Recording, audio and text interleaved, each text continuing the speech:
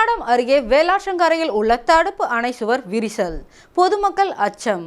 கடலூர் மாவட்டம் பெண்ணாடம் அடுத்த முருகன்குடி பகுதியில் உள்ள வெள்ளாற்றங்கரையின் ஓரமாக சுமார் 100க்கும் மேற்பட்ட குடியிருப்புகள் உள்ளது. இந்த நிலையில் பொதுமக்களின் பாதுகாப்பிற்காக கரையின் ஓரமாக 10 கோடி ரூபாய் மதிப்பீட்டில் கடந்த 1 வருடத்திற்கு முன்பு தடுப்பு சுவர் கட்டி முடிக்கப்பட்டதாக கூறப்படுகிறது. இந்த நிலையில் தற்போது பெய்த வடகிழக்கு பருவமழை காரணமாக வெள்ளாற்றில் அதிக அளவு வெள்ளப்பெருக்கு ஏற்பட்டது. இந்த நிலையில் அங்கிருந்த தடுப்பு சுவரில் விரிசல் ஏற்பட்டுள்ளது. இதனால் தடுப்பு சுவரில் விரிசல் ஏற்பட்டுள்ள சம்பவம் அப்பகுதி மக்களிடையே அச்சத்தை ஏற்படுத்தியுள்ளது. தொடர்ந்து இன்னும் 4 நாட்கள் மழை பெய்தால் இந்த தடுப்பு சுவர் கீழே விழும் அபாயம் உள்ளதாக பொதுமக்கள் தெரிவித்தனர். இதனை மாவட்ட நிர்வாகம் நேரடியாக பார்வையிட்டு உடனடி நடவடிக்கை எடுக்க வேண்டும் என பொதுமக்கள் கோரிக்கை வைத்துள்ளனர்.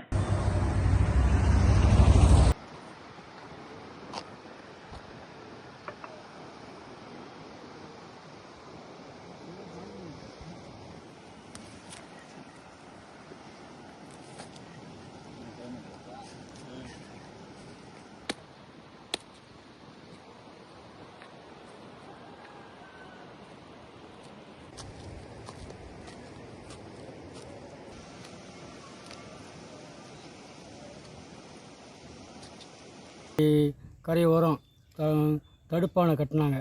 கட்டி இப்போ 5-6 மாதம்தான் ஆகுது. விரிசல் விட்டு இந்த சின்ன மயலுக்கு விரிசல் விட்டு அபாய குடும்பத்தில் இருக்குது. 100 குடும்பம் இருக்குது. திரும்பி இப்போ மழை இருக்குன்ட்டுருக்காங்க, பெரும் மழை இருக்குன்ட்டுருக்காங்க. அந்த வெள்ளத்தில் சுற்றியும் இருக்கிற கிராமம் பூரா. பழனி அருகே நெய்க்காரப்பட்டி பேரூராட்சியில் கவுன்சிலர்கள் உள்ளிருப்பு போராட்டம். பழனி அருகே நெய்க்காரப்பட்டி பேரூராட்சியில் 15 வார்டுகள் உள்ளன. இங்கு 14 வார்டுகளில் திமுகவை சேர்ந்தவர்களே கவுன்சிலர்களாக உள்ளனர். இந்த நிலையில் பேரூராட்சி தலைவராக உள்ள கருப்பாத்தால் தன்னிச்சையாக செயல்படுவதாகவும் பேரூராட்சியில் பொதுமக்களுக்கு தேவையான கால்வாய் வசதி, குடிநீர் வசதி, சாலை வசதி உள்ளிட்ட எந்த பணிகளும் தற்போது வரை பலமுறை கோரிக்கை வைத்தும் நடைபெறவில்லை என கவுன்சிலர்கள் குற்றம் சாட்டி வந்தனர். இந்த நிலையில் தங்களின் கோரிக்கைகளை நிறைவேற்றாத பேரூராட்சி தலைவர் கருப்பாத்தாலை கண்டித்து அனைத்து வார்டு கவுன்சிலர்களும் தங்களது ராஜினாமா கடிதத்துடன் பேரூராட்சி அலுவலகத்தில் தர்ணா போராட்டத்தில் ஈடுபட்டனர்.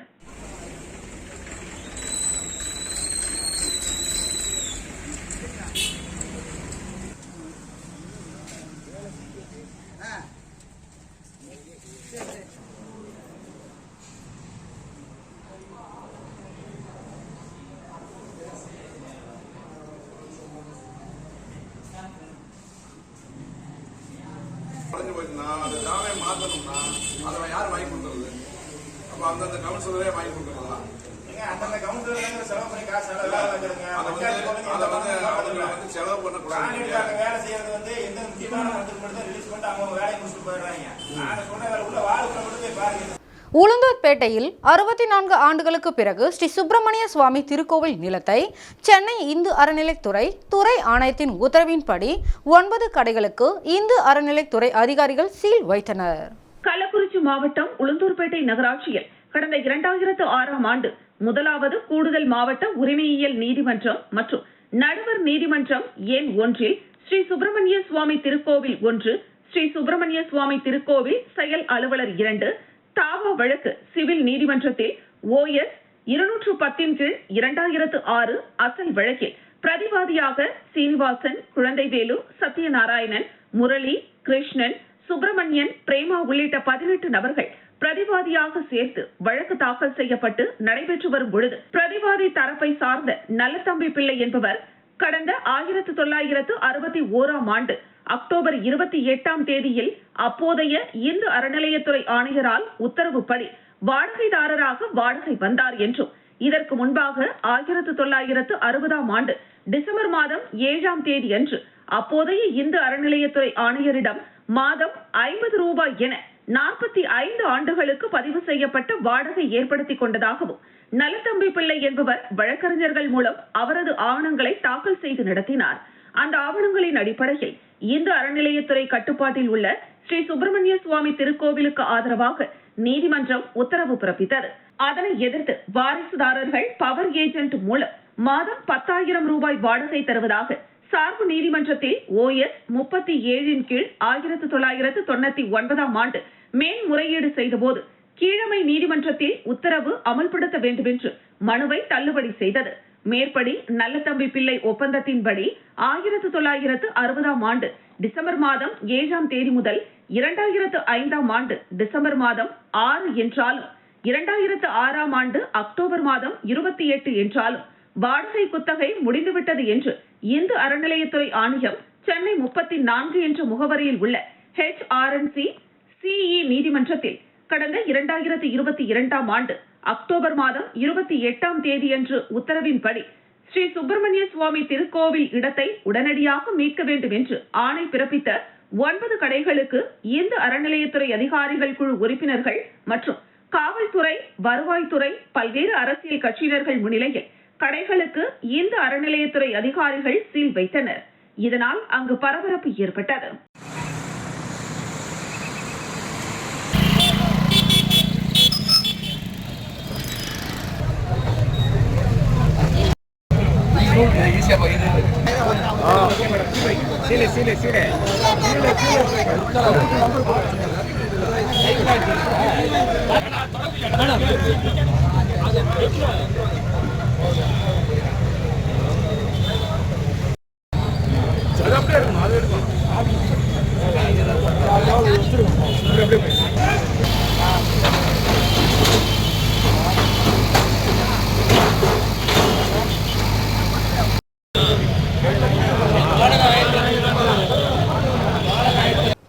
Next gen skill and leadership conclave 2024 என்ற 2 நாள் கருத்தரங்கு நடைபெற்றது. சேலம் மாவட்டம் அயோத்தியாபட்டினம் பகுதியில் உள்ள தங்கம் வேர்ல்டு பள்ளியில் next gen skill and leadership conclave 24 என்ற 2 நாள் கருத்தரங்கு வரும் 20 மற்றும் 21ஆம் தேதிகளில் நடைபெறுகிறது. இதுகுறித்து தங்கம் வேர்ல்டு பள்ளியின் இயக்குனர் திருநாவுக்கரசு என்கிற ராஜா செய்தியாளர்களிடம் கூறுகையில், கருத்தரங்கின் முக்கிய நோக்கமானது இன்றைய குழந்தைகளின் தலைமை பண்புகள் மற்றும் திறன் மேம்படுத்துதல், மதிப்பு போன்றவற்றினை சிறப்பாக மேம்படுத்தவும், குறிப்பாக சமூக ஊடகங்களான வாட்ஸ்அப், இன்ஸ்டாகிராம், ஆன்லைன் விளையாட்டு போன்றவற்றில் இருந்து குழந்தைகளை மீட்பதற்கான ஒரு களமாக இது இருக்கும். குழந்தைகள் மதிப்பெண்ணையும் தாண்டி வரும் காலங்களில் வெற்றி பெற ஏதுவாக இது அமையும். இதில் பல்வேறு கல்வியாளர்கள், சமூக சிந்தனை உள்ள பேச்சாளர்கள், தொழில் முனைவோர்கள் மற்றும் பிரபலங்கள் பங்கு பெற உள்ளனர். அவர்களிடம் நேரடியாக சந்தேகங்களை கேட்டறியலாம். இதில் யார் வேண்டுமானாலும் 2000 நபர்கள் வரை இலவசமாக முன்பதிவு செய்து கொள்ளலாம். இது ஒவ்வொரு பள்ளி குழந்தைகளும் பொறுப்புள்ள குடிமகன்களாகவும் நமது நாகரீகம், பண்பாடு அறிந்து கொள்ளவும் நடைபெறுகிறது. இந்த நிகழ்வோடு தங்கம் வேர்ல்டு பள்ளி மாணவ மாணவியரின் திறன்களை வெளிப்படுத்தும் விதமாக கல்வி கண்காட்சியும் நடைபெற உள்ளது. இவ்வாறு அவர் தெரிவித்தார். பள்ளியின் முதல்வர் மௌமிதா உள்ளிட்ட பலர் உடனிருந்தனர். India Salem city round table 84 நம்ம கூட அகாடமிக்ஸ் இல்லாத நிறைய விஷயங்கள் இருக்குது, ஸ்டூடெண்ட்ஸ்க்கு தெரியாது. ஸோ அந்த பர்பஸ்க்காக Erode Namakkal districts we are plan to every one. இது வந்து மோர் தென் 20+ இந்தியன் ஸ்பீக்கர்ஸ் வராங்க. எல்லாமே captive children from the field, அவங்க இருக்கிற ஃபீல்டு இருக்குது. இதில் முக்கியமாக பார்த்தீங்கன்னா குழந்தைங்களுக்கு அதெல்லாம் அவங்க தெரிஞ்சுக்க வேண்டிய இந்த இடத்துல வந்து விருத்தாச்சலம் அருகே குடிநீரில் கழிவுநீர் கலந்து வருவதாக கூறி ஊராட்சி நிர்வாகத்தை கண்டித்து பொதுமக்கள் சாலை மறியலில் ஈடுபட்டதால் போக்குவரத்து பாதிப்பு ஏற்பட்டது. கடலூர் மாவட்டம் சாத்தியம் கிராமத்தில் கழிவுநீர் கலந்து குடிநீர் வருவதாக அப்பகுதி பொதுமக்கள் ஊராட்சி நிர்வாகத்திடம் பலமுறை புகார் தெரிவித்தும் கண்டுகொள்ளாத ஊராட்சி நிர்வாகத்தை கண்டித்து சுத்தமான குடிநீர் வழங்க கோரி விருத்தாச்சலம் சேலம் நெடுஞ்சாலையில் சாலையின் குறுக்கே காலி குடங்களுடன் 50க்கும் மேற்பட்டோர் சாலை மறியலில் ஈடுபட்டதால் பரபரப்பு ஏற்பட்டது. இதுகுறித்து தகவல் அறிந்து வந்த காவல்துறையினர் அப்பகுதி பொதுமக்களிடம் சம்பந்தப்பட்ட ஊராட்சி நிர்வாகத்திடம் எடுத்து கூறி சுத்தமான குடிநீர் வழங்குவதாக உறுதியளித்ததன் அடிப்படையில் சாலை மறியலை கைவிட்டு கலைந்து சென்றனர். இதனால் அரை மணி நேரத்திற்கும் மேலாக பரபரப்பு ஏற்பட்டு போக்குவரத்து பாதிக்கப்பட்டது.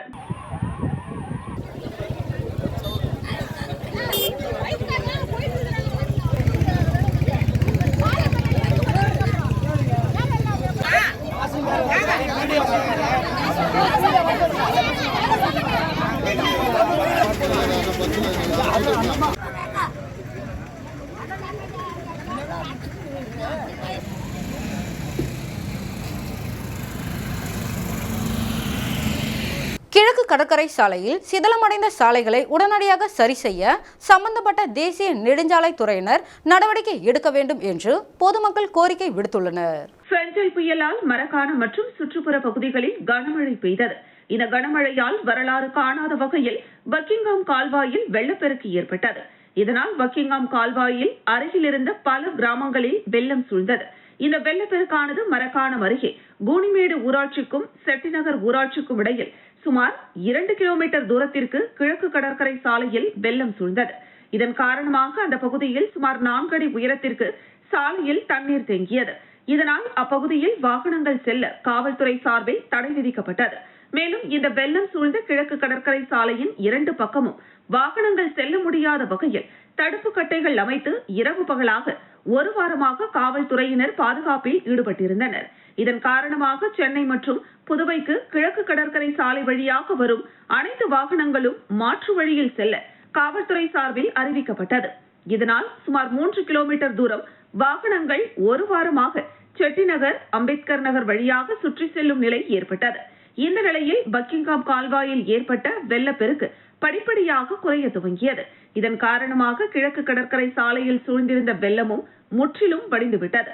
இதனைத் தொடர்ந்து கடந்த 3 நாட்களாக வழக்கம் போல் சென்னை புதுவை கிழக்கு கடற்கரை சாலை வழித்தடத்தில் வாகனங்கள் செல்ல துவங்கியுள்ளது.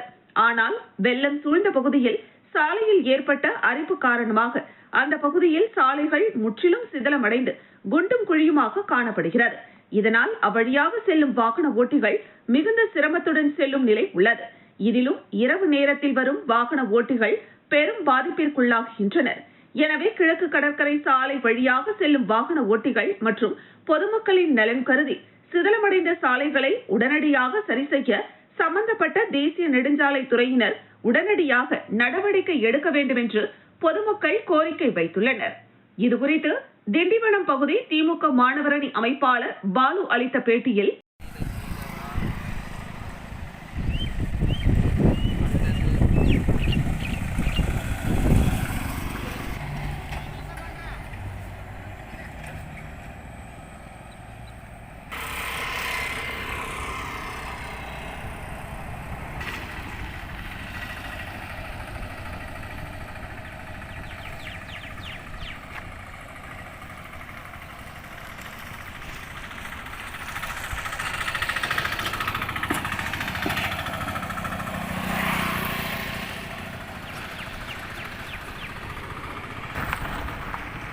மக்கள் இப்போ 2 வீலரில் போகிறாங்க. ஆனால் அவங்களுடைய வாழ்வாதாரம் ரொம்ப பாதிப்பாகுது. இது அரசாங்கம் அவங்க கண்காணித்து விரைவாக இந்த ரோடு போட்டாக்க எவ்வளோ மக்கள் பயனடையும். காரணம் மழை. பெஞ்சல் புயலால் பாதிக்கப்பட்ட மக்களுக்கு கள்ளக்குறிச்சி மாவட்ட அதிமுக சார்பில் கள்ளக்குறிச்சி மாவட்ட கழக செயலாளரும் முன்னாள் உளுந்தூர்பேட்டை சட்டமன்ற உறுப்பினருமான குமரகுரு நிவாரண தொகுப்பினை வழங்கினார். கள்ளக்குறிச்சி மாவட்டம் உளுந்தூர்பேட்டை அடுத்த இருவேல்பட்டு, சேமங்கலம், அரசூர், ஆலங்குப்பம், காரப்பட்டு உள்ளிட்ட 12 கிராமங்கள் பெஞ்சல் புயலால் கடுமையாக பாதிக்கப்பட்டது. பாதிக்கப்பட்ட மக்களுக்கு கள்ளக்குறிச்சி மாவட்ட அதிமுக சார்பில் கள்ளக்குறிச்சி மாவட்ட கழக செயலாளரும் முன்னாள் உளுந்தூர்பேட்டை சட்டமன்ற உறுப்பினருமான குமரகுரு 8500க்கும் மேற்பட்ட குடும்பங்களுக்கு அரிசி, புடவை உள்ளிட்ட நிவாரண தொகுப்புகளை வழங்கினார். இதில் திருவெண்ணைநல்லூர் வடக்கு ஒன்றிய கழக செயலாளர் ஏகாம்பரம், மாவட்ட மாணவரணி செயலாளர் பாக்யராஜ், ஒன்றிய அதிமுக நிர்வாகிகள் வேலாயுதம், துரைசாமி, இளங்கோ, சுகன்யா, ஆறுமுகம், தனலட்சுமி, சேகர், ஹரிராமன், ஊராட்சி மன்ற தலைவர் வெங்கடாச்சலபதி உள்ளிட்ட ஒன்றிய அதிமுக நிர்வாகிகள் கலந்து கொண்டனர்.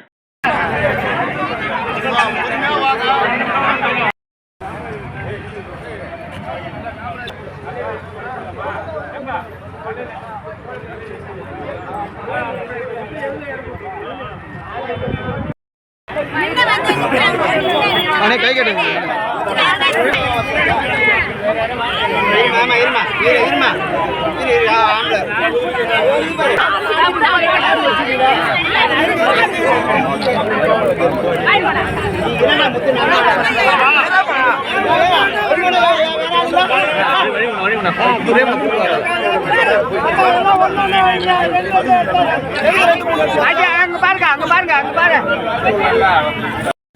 வேப்பூரில் அரசு தொழில் பயிற்சி நிலையம் துவக்க விழா விருத்தாச்சலம் சட்டமன்ற உறுப்பினர் ராதாகிருஷ்ணன் திறந்து வைத்தார். கடலூர் மாவட்டம் வேப்பூரில் அரசு தொழிற்பயிற்சி நிலைய துவக்க விழா கடலூர் மாவட்ட வருவாய் அலுவலர் ராஜசேகரன், விருத்தாச்சலம் கோட்டாட்சியர் சையது முகமது, வேப்பூர் வருவாய் வட்டாட்சியர் மணிகண்டன் ஆகியோர் தலைமையில் நடைபெற்றது. தொழில் பயிற்சி நிலையத்தின் முதல்வர் சீனிவாசன் வரவேற்புரையாற்றினார். திமுக மாநில செயற்குழு உறுப்பினரும் நல்லூர் ஒன்றிய கழக செயலாளருமான பாவாடை கோவிந்தசாமி முன்னிலை வகித்தார். சிறப்பு அழைப்பாளராக விருத்தாச்சலம் சட்டமன்ற உறுப்பினர் MRR ராதாகிருஷ்ணன் கலந்து கொண்டு ரிப்பன் வெட்டியும் குத்துவிளக்கு ஏற்றியும் புதிய அரசு தொழில் பயிற்சி நிலையத்தை திறந்து வைத்தார். அப்போது பேசிய அவர், தொழிலாளர் நலன் மற்றும் திறன் மேம்பாட்டுத் துறையின் கீழ் இயங்கும் அரசு தொழிற்பயிற்சி நிலையத்தை எனது தொகுதிக்குட்பட்ட வேப்பூரில் கொண்டு வர வேண்டும் என்றும், இதன் மூலம் மாணவர்களுக்கு திறன் மேம்படும் என்றும் அமைச்சர் CV கணேசனிடம் கேட்டுக்கொண்டதன் அடிப்படையில் வேப்பூருக்கு தொழிற்பயிற்சி நிலையத்தை கொண்டு வந்துள்ளோம் என்றார். இதில் சுற்றியுள்ள மாணவர்கள் தொழிற்பயிற்சி நிலையத்தில் சேர்ந்து தொழில் வாய்ப்பை உருவாக்கிக் கொள்ள வேண்டும் என்றும் கேட்டுக்கொண்டார். பின்னர் வேப்பூரை பேரூராட்சியாக தரம் உயர்த்த தமிழக அரசுக்கு வலியுறுத்தி வருவதாகவும் தெரிவித்தார். மேலும் வேப்பூரில் புதிய போக்குவரத்து பணிமனை அமைக்கவும் பல்வேறு அரசு திட்டங்களை வேப்பூர் பகுதியில் கொண்டுவர தீவிரமாக முயற்சித்து வருவதாகவும் தெரிவித்தார். திமுக கடலூர் மேற்கு மாவட்ட விளையாட்டு மேம்பாட்டு அணி அமைப்பாளர் CVK வெங்கடேசன், நல்லூர் ஒன்றிய பெருந்தலைவர் செல்வி ஆடியபாதம், ஊராட்சி மன்ற தலைவர் மகேஸ்வரி திருஞானம், துணைத் தலைவர் மஞ்சுளா செல்வராஜ், கொத்தனூர் ஊராட்சி மன்ற தலைவர் செல்வகுமார், செல்வகுமாரி, ரகுநாதன், திமுக நிர்வாகிகள், ஒன்றிய துணை செயலாளர் குணசேகரன், பொருளாளர் வெங்கடாச்சலம், இளைஞரணி துணை அமைப்பாளர்கள் நகர் பாபு, தனசேகரன், பொறியாளர் அணி அமைப்பாளர் செந்தில்குமார், மாணவர் அணி மாரிமுத்து மற்றும் திமுக கிளை செயலாளர் ஹரிசன், விஜயன், மோகன்ராஜ் மற்றும் தொழிற்பயிற்சி நிலையத்தின் பேராசிரியர்கள் பலர் உடனிருந்தனர். நிறைவாக தொழிற்பயிற்சி நிலையத்தின் முதல்வர் அழகன் நன்றி உரையாற்றினார்.